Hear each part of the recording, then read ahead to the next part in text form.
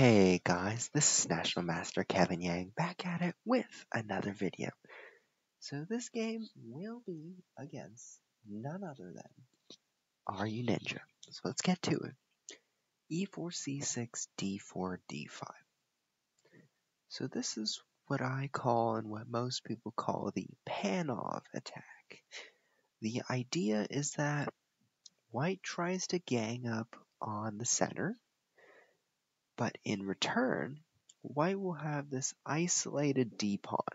So based on that isolated d-pawn, it's going to be a very strategically different game that black is going to sort of develop the knight and maybe play e6 and try to get a blockade behind this pawn, but I know you might not be able to follow the arrows, so I will sort of show what a typical game looks like. So this is all standard, right? E6, and then after knight f3, let's say bishop to e7, bishop to d3, takes, bishop takes, castles, castles, knight c6, a3. So this is the typical isolated pawn setup. One thing that white will have is white will be able to get the bishop back and the queen up, set a battery this way, right? Let me just draw the arrow again. Another benefit with the isolated pawn is, well, setting up an outpost on e5. So for example, bishop to f4, rook over, knight to e5. That is another one. So there are all these ideas for white. But there's also this fair share of ideas from black. So what black can do is black can gang up behind this pawn. So for example, b6, bishop to b7, knight to a5, and then bring the knight to d5 to sort of blockade all that progress. Maybe rook to c8 as well, but it really depends. So in the game, I play knight to f3, bishop to b4, and now queen to a4. After queen to a4, what I basically tried to do is I want the knight to come up, and it's the only move. Wonderful move by Runinja, but my goal is now to play knight to e5 to put some pressure on this knight. And it looks scary, but in reality, it doesn't really threaten anything. Now here's why. If black plays a5, white takes on c6, b takes c6, and queen takes c6. Well, bishop to d7, queen to b7, and castles. And all of a sudden, queen e7, rook to b8, and you're starting to see that this queen is, well, almost trapped. So it's going to be difficult to get that queen out. So that's why this pawn on c6 is actually useless. It was a bluff that I played, and luckily it paid off. So bishop takes c3. This is exactly what I wanted Runinja to do. B takes c3, bishop to d7, and I played knight takes bishop. Because after queen takes bishop, bishop to a3, very strong move, preventing our friend Runinja from castling. D takes c4, bishop takes, and now knight to e5. So knight to e5 says, yeah, I want to trade really badly. But the only problem with this is that I just play bishop to b5. And that's probably what Runinja didn't see. It's a hard move to find because, you're attacking the bishop, the queens are getting traded, and all of a sudden this bishop gets in the way. So, knight goes back, castle kingside. So here I said, do I want to play c4 and try to go for d5? Do I want to play rook to b1 and try to assert some pressure on this b file? Or do I want to just castle? And I was like, well, let's chill. Let's just castle. Knight to d5, queen to b3, a6, bishop back. Now, I could have also played bishop takes c6, because after bishop takes c6, if queen takes c6, there's c4, and all of a sudden after knight f4, there's actually d5. While after knight to c7, d5. Just simply saying, if takes, I'm going to open up the file and have some fun. So black has to play b takes c6 here, and rook to b1 or c4. All moves work, but essentially I have the advantage here because number one, I had this open b file. Number two, black cannot castle. And number three, I have c4 ready anytime I want. So in this position, black would be very uncomfortable as well. So this was another alternative to suggest. But I said, I like my bishop. I want to keep it strong. So I played bishop to d3. But after knight to f4, I played bishop to e4. So I'm relocating. Now rook c8 happens. I think maybe after bishop to d3, another idea was knight to a5, followed by b5, rook c8, and knight to c4. That was a pretty strong idea, but there are many ideas out there. Another idea, knight to a5 and just bring the rook out to c8, threaten c3. It's another strong idea. So there are a lot of ideas, but knight to f4 was played instead. I think knight to a5 and rook c8 are slightly more accurate just because they attack the c3 pawn and they create chances with threats on the queen side. But knight to f4 is okay. Bishop to e4, rook to c8 now, intending that idea, just coming a little bit late. Because now I have rook f to e1. And all of a sudden, after the move knight to a5, there is the move queen to b4. And threatens the knight again. So if knight to c4, then what? Well, bishop takes b7. Saying, if you take on a3, I'm going to take on c8 and threaten your queen.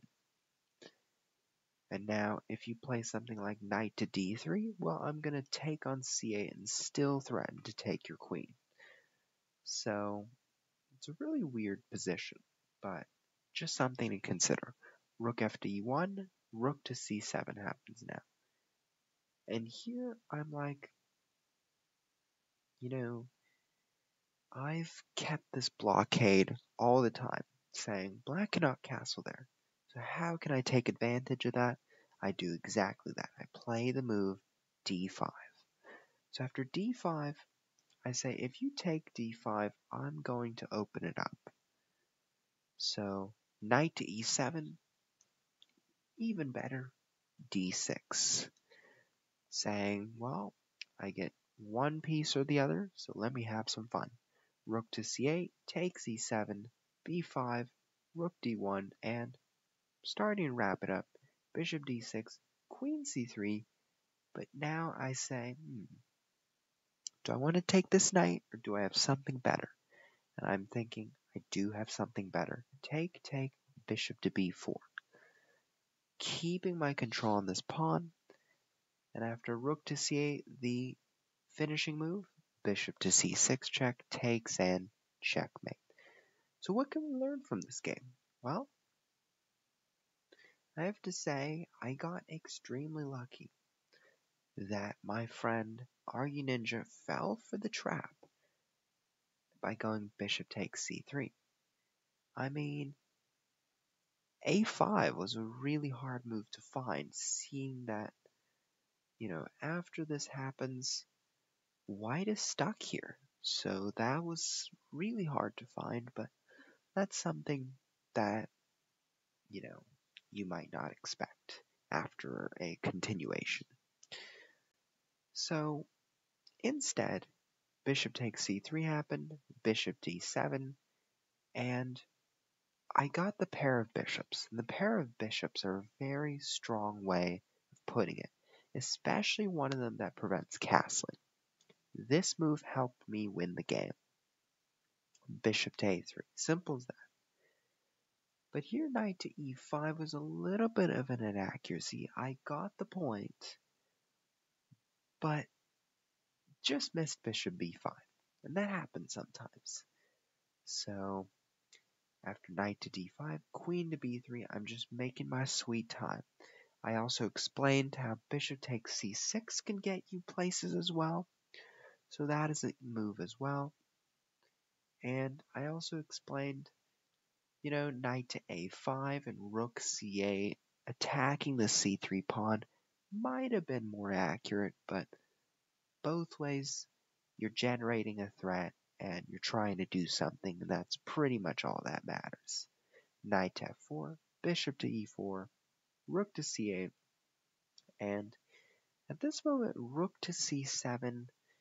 I'm not quite sure what the rook on c7 does. Maybe you were preparing castles and bring the rook here? Could be, but always see the possibility that castling is not happening. So what would I suggest here? Well, I would suggest the move b5, and here's the reason why. It's because I want to bring my knight to e7 without hanging the pawn on b7. That is my goal. So, because I really want black to castle and try to get all the pieces out.